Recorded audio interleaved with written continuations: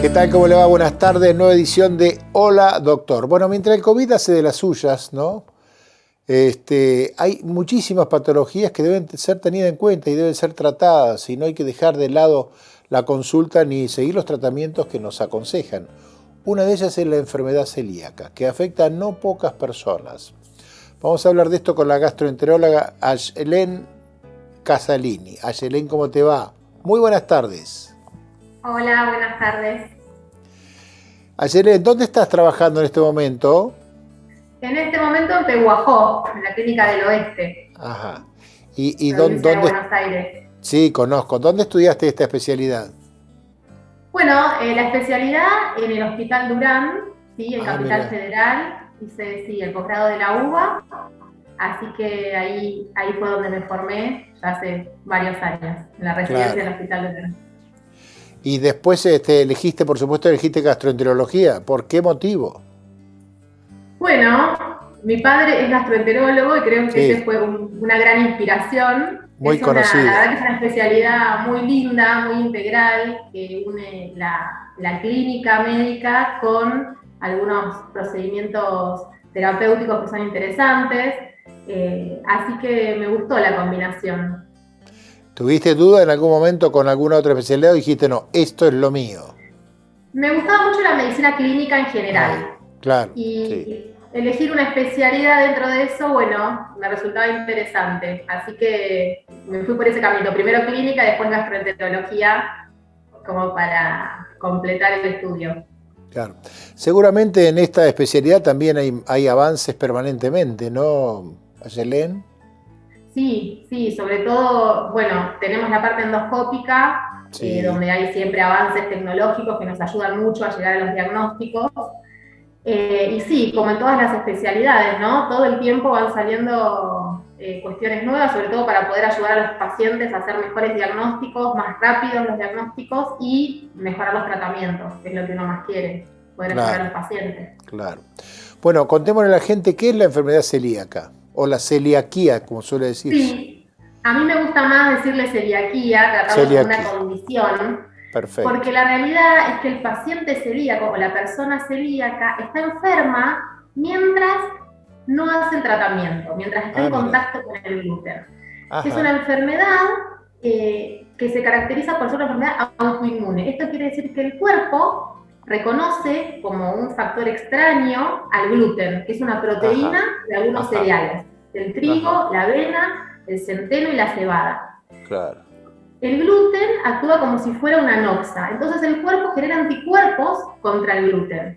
Ah, Esos mira. anticuerpos se confunden y atacan al intestino del paciente. Al ¿Sí? intestino, Claro, y ahí es cuando empieza la enfermedad. El claro. intestino es atacado por los anticuerpos y pierde los pelitos. Los intestinos tienen unos Sí, pelitos que sirven para sí. absorber los nutrientes. A los Cuando los pierde anticuerpos, directamente.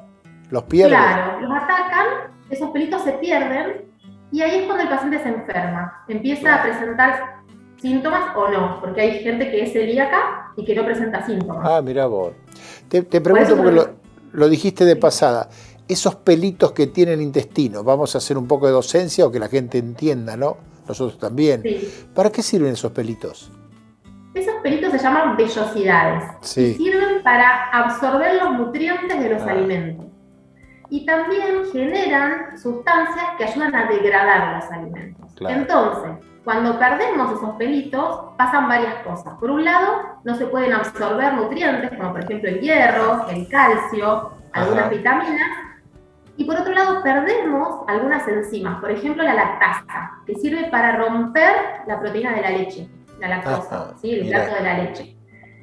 Entonces genera malabsorción, puede generar cuadros de diarrea, por Diarrea. ejemplo. Ah, Esa es la presentación más clásica, ¿sí? Un claro. paciente, sobre todo en los chiquitos, chiquitos que no crecen porque no se Sí, absorben bien los nutrientes y que tienen diarrea, ¿sí? Esa es la presentación como clásica. claro. Pero la realidad es que hoy en día tenemos un montón de otras presentaciones que se Ajá. salen de lo clásico, ¿sí? Y eso es lo que más hay que tener en cuenta. Hay que saber que una de cada 100 personas es celíaca y la Es mayoría una no lo persona. saben. No lo saben. Claro, porque como no presenta síntomas siempre, muchas de esas personas están sin diagnosticar. Claro, claro. Eso implica de alguna manera que ustedes se enteren más fácil con los chiquititos que con los grandes, que a lo mejor por ahí no le prestan tanto la atención, porque el chico por ahí tiene diarrea una vez, tiene diarrea 2 veces. Bueno, ¿qué puede estar pasando acá? ¿Puede ser que sea así? Sí, en los chicos por ahí es más fácil llegar al diagnóstico cuando tienen síntomas clásicos, porque no crecen, porque tienen No mucha crece. diarrea. Ajá. Claro, como no se absorben los nutrientes, les cuesta crecer, Tal tienen cual. la pancita hinchada, ¿sí? Ah, mira. En esos chicos uno va más directamente, en general el pediatra, a buscar la celiaquía. Pero en otros chicos, incluso en los adultos, porque la enfermedad celíaca se puede diagnosticar en cualquier momento de la vida, a veces se presenta de manera muy diversa. Hay gente que no tiene ningún síntoma, que simplemente se diagnostica porque tiene un hijo celíaco, por ejemplo, y se hace el estudio y resulta que también es celíaco el padre, la madre. Claro, claro. O presentaciones más atípicas, como son presencia de anemia, infertilidad, osteoporosis. Osteoporosis, ¿me decís? Que le tienen que hacer pensar al médico que estará habiendo una enfermedad celíaca de base. Claro, claro. Así que me decís que el 1% de la gente lo puede tener y no lo saben. Ese porcentaje o ese índice es un índice que ha ido creciendo a medida que se van conociendo más casos. Este 1% es lo que se calcula ahora a partir de que se empezó a estudiar población sana, población sin síntomas, ¿sí? Y se ha encontrado que una de cada 100 personas presentan la celiaquía aún sin saberlo. Claro. Este porcentaje podría ser un poquito mayor en algunas poblaciones, ¿sí? Eso se está estudiando, podría llegar a ser hasta 1 en 65, sobre todo en niños, pero eso todavía no está del todo determinado, ¿sí? ¿Y de qué depende eso? El desarrollo de la celiaquía depende de un factor genético, ¿sí? Tenemos que tener los genes para poder desarrollar la enfermedad, y de la exposición al gluten. Sin la exposición al gluten tampoco desarrollamos la enfermedad, ¿sí? Claro. Hay poblaciones especiales que tienen un poco más de riesgo de desarrollar la enfermedad. Ajá. Personas que tienen otras condiciones genéticas, por ejemplo, enfermedades autoinmunes como tiroiditis Hashimoto o diabetes tipo 1 o personas con síndrome de Down. En esas poblaciones la prevalencia de la celiaquía es un poquito más alta y hay que tratar de buscarla siempre. Cada 3 o 4 años hacer los anticuerpos para empezar a buscar la celiaquía. Claro. Qué difícil debe ser enfrentar esta enfermedad cuando uno ve que en general, no sé si por una cuestión de pobreza o no entremos en ese tema, la gente cada vez consume más harinas en general, ¿no? Sí, la verdad que culturalmente las harinas están siempre en nuestras vidas, ¿sí? El pan nuestro de cada día está muy presente. La realidad es que no es un alimento esencial para la vida de nadie. Sí. El gluten está solamente en 4 cereales que nombrábamos hoy, y las personas celíacas pueden comer cualquier fruta, cualquier verdura, cualquier carne, huevos, lácteos, que no estén contaminados, legumbres, frutas secas y otros cereales que no tienen gluten, que la verdad que es súper amplia la variedad de alimentos que pueden consumir. La cuestión es que, bueno, estamos acostumbrados culturalmente a la harina de trigo. Sí, claro. Realmente el diagnóstico es un impacto y genera muchas veces una dificultad en la aceptación de la enfermedad y en poder llevar adelante el tratamiento, que es básicamente eso, eliminar el gluten de la vida. Claro. Sí, eso precisamente te iba a preguntar. Cuando vos estás en el consultorio y de pronto te enfrentás con alguien que dice, bueno, el diagnóstico es, bueno, usted es celíaco. ¿Cuál es en general la reacción que tienen las personas? Bueno, es muy variada, pero para la mayoría es un impacto fuerte. ¿Sí? Algo ¿Fuerte? que sí, porque se llega hasta hacer como un duelo de todo lo que uno va a tener que dejar de comer. Porque hasta que aprenden a poder hacer reemplazos y a poder encontrarle el gusto a estas nuevas harinas, porque no estamos acostumbrados a la textura, al sabor y demás, a mucha gente le cuesta. A otras menos, por supuesto que es algo muy personal. Pero en general recomendamos en el momento del diagnóstico un asesoramiento nutricional, por supuesto, porque hay que aprender a manejar los alimentos para no contaminarlos, ¿sí? Y también un acompañamiento, poder acercarse a algún grupo de apoyo o poder hacer terapia, ¿sí? Como para aprender a manejar esta condición nueva que muchas veces nos condicionan lo social, Claro. sobre todo, porque en casa uno puede tener todo libre de gluten, pero bueno, vamos a un cumpleaños, a una reunión, y en esos casos ya no vemos más limitado. Claro. Sí, es imposible, como cuando le dicen a los chicos no tener que comer cosas con sal y demás, no acostumbrarte a esto, y uno va al cumpleaños y uno que ve galletitas, papas fritas, de todo ese tipo de cosas. Exactamente. La población más difícil de todas para esto son los adolescentes.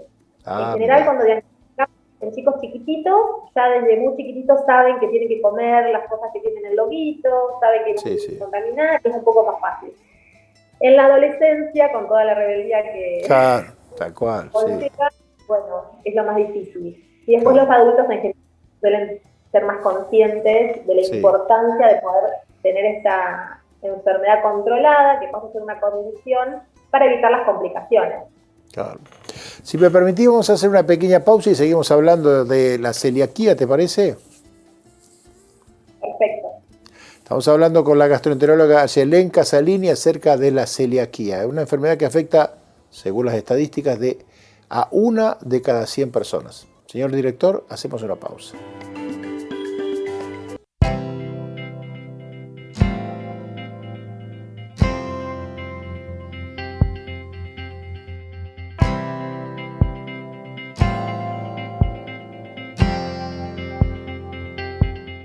IRREDIM, Centro Reumatológico. Nueva dirección, Undiano 10, teléfono 455-8214.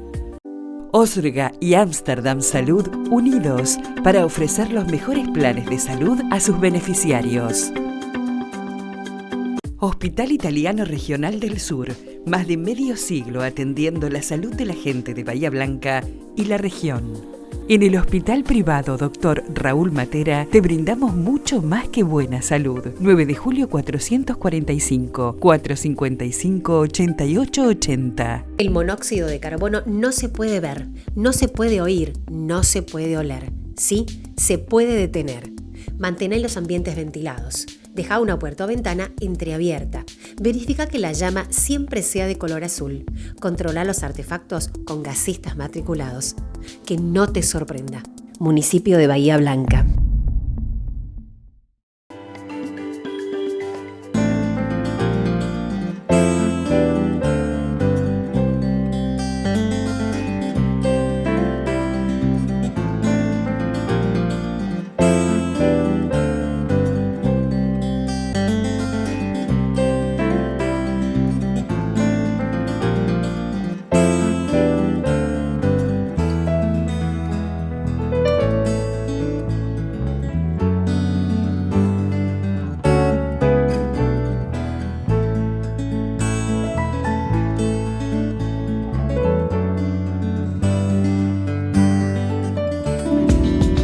¿Tenés que realizarte un análisis bioquímico? Gama Laboratorios va a tu domicilio. Comunicate y quédate en casa. Centro de Diagnóstico por Imágenes Alem. Desde Avenida Alem 222, tecnología de vanguardia y profesionales calificados. Solicite un turno al teléfono 4500-501. AMBAR, Instituto de Neurocirugía, Dolor y Especialidades Médicas. 9 de julio 353, 450-2121.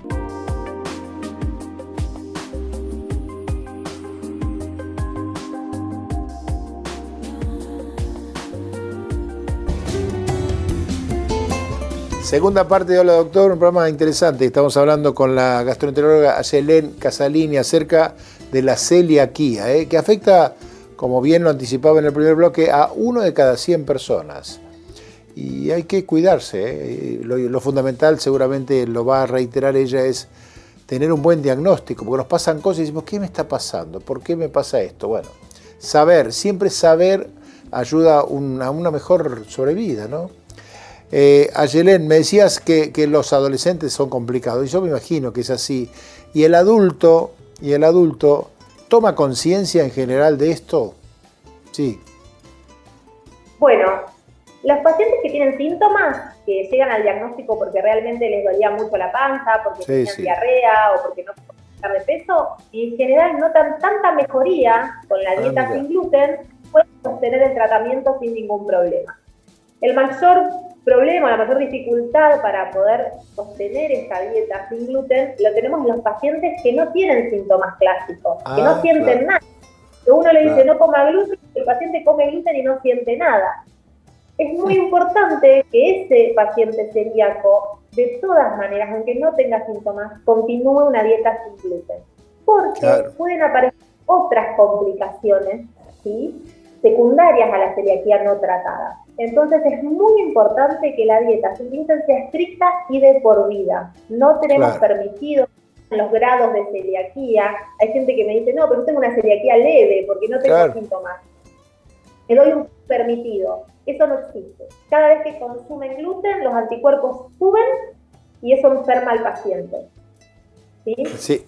A lo mejor no tiene consecuencias hoy, pero digo que a lo mejor no va a tener consecuencias hoy, pero va a tener con el tiempo, ¿no? Exactamente. Puede traer complicaciones en todos los niveles, ¿sí? Desde anímicas hasta en algunos órganos del cuerpo, más allá del intestino, hasta tumores de intestino, ¿sí? Las complicaciones, bueno, son muchas, pero es muy importante, una vez que tengamos el diagnóstico, respetar la dieta sin gluten. Claro. Recién mencionaste vos complicaciones anímicas. Yo por ahí no me lo imagino, no soy celíaco, pero no me imagino qué tipo de complicaciones anímicas, del estado de ánimo, cómo se puede alterar. Bueno, se ha visto que en pacientes que se creía que no tenían ningún síntoma, cuando son diagnosticados de celiaquía y empiezan la dieta libre de gluten, se vieron mejorías en síndromes depresivos, personas que tenían una depresión importante, mejoran muchísimo los síntomas y pueden dejar la medicación.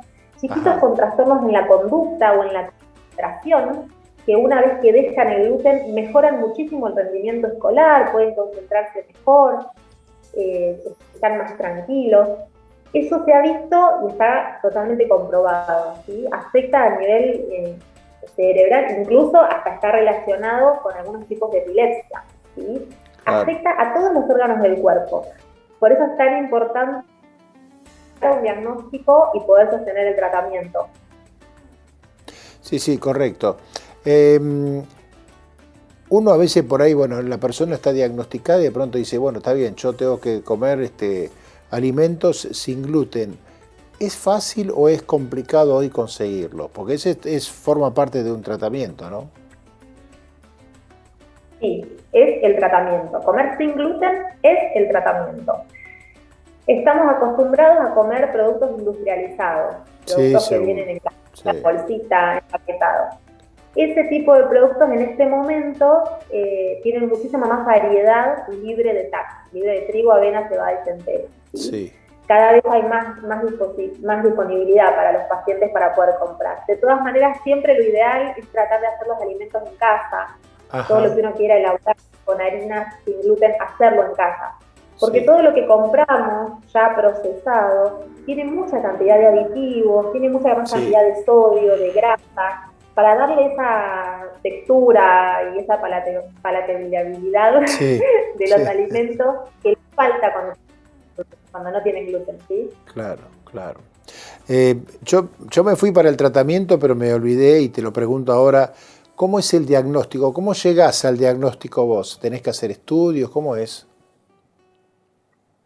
Sí, bueno, habitualmente el paciente llega a la consulta del gastroenterólogo ya con un acercamiento por parte del psicoclínico o de la ginecóloga o del pediatra, que son los que por algún otro motivo pueden haber pedido la primer tanda de anticuerpos. Hay un análisis de sangre que se hace buscando los anticuerpos para la celiaquía.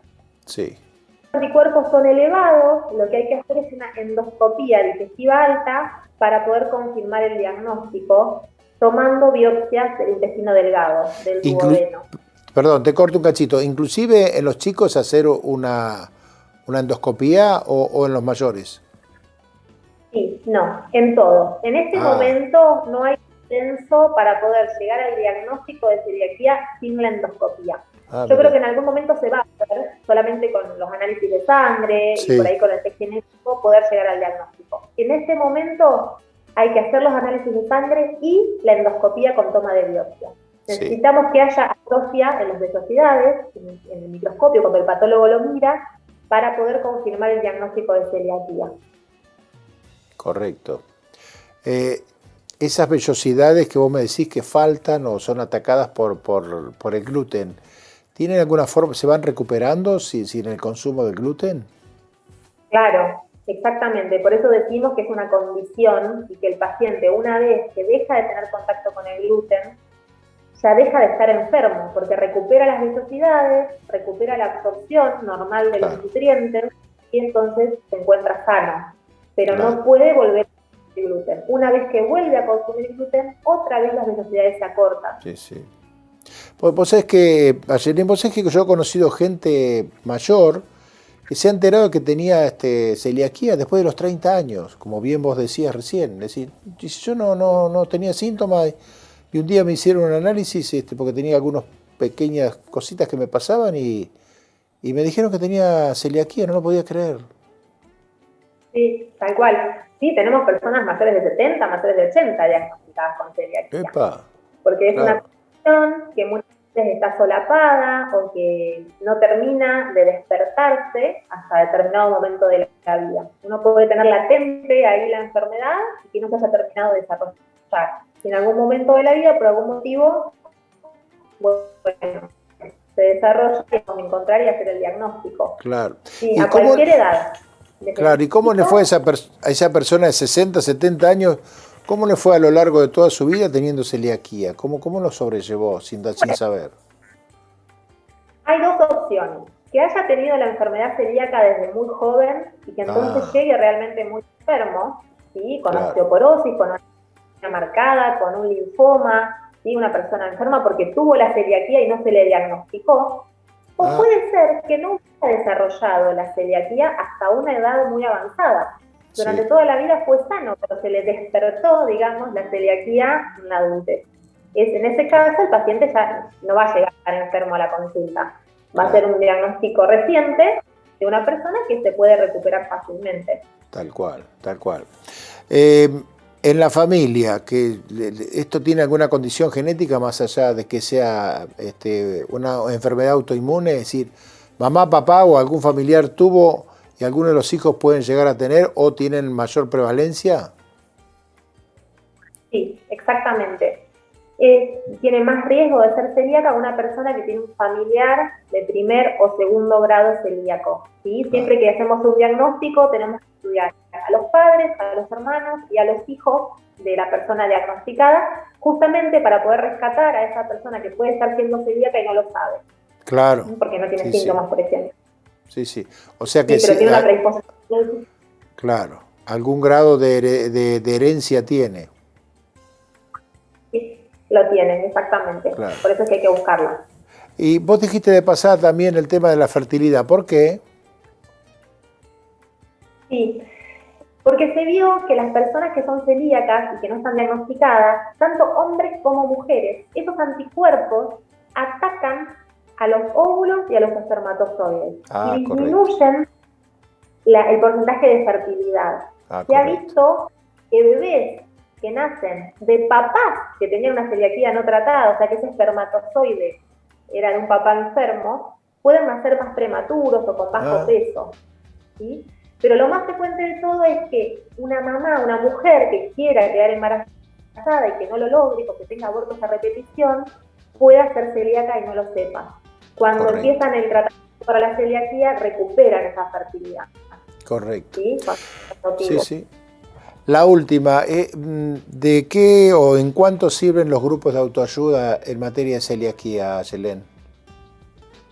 La verdad que son muy importantes, sobre todo al principio, al comienzo de la enfermedad. Porque cuando uno lo diagnostican y tiene que entrar en un mundo libre de gluten, en esta sociedad necesitamos conocer las marcas que podemos consumir, qué pasa con el shampoo, con el lápiz labial. Sí, son cositas que uno nunca presta atención y no considera que pueden tener gluten, que pueden o no afectar el desarrollo de la evolución y en la recuperación de los pacientes. Sirve mucho de contención, ayudan también para poder aprender a hacer el manejo desde las compras hasta la organización de la casa, de la cocina, de la heladera, del horno, ¿sí? ¿Qué utensilios se pueden consumir y cuáles no? Son todas cosas que uno nunca tiene en cuenta hasta que no se diagnostica y tiene que empezar a prestar atención a no contaminar nada con el gluten, ¿sí? Yo creo que al principio los tipos de contención son importantes. Después cada uno decide si esto le sirve para continuar o cumplió su objetivo y se retira. Pero son importantes. Ayelén, ha sido un placer hablar contigo, nos ilustraste muchísimo a nosotros y por supuesto a los televidentes sobre la celiaquía. Te mandamos un gran abrazo. La doctora Ayelén Casalini, cuando esté por Bahía Blanca, porque no está, nos decía que está en Pehuajó, va a recibir un presente de Brix que está ahí en Roca 97. Nosotros vamos a retornar exactamente en 7 días. Muchas gracias.